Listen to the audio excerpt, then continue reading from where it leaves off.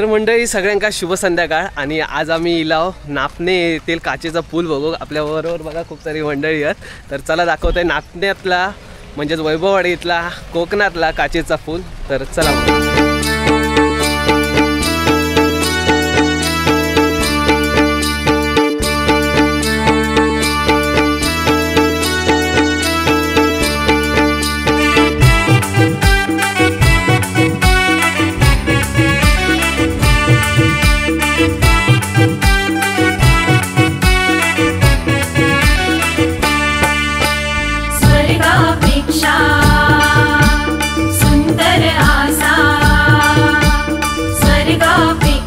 सुंदर आसा आमचो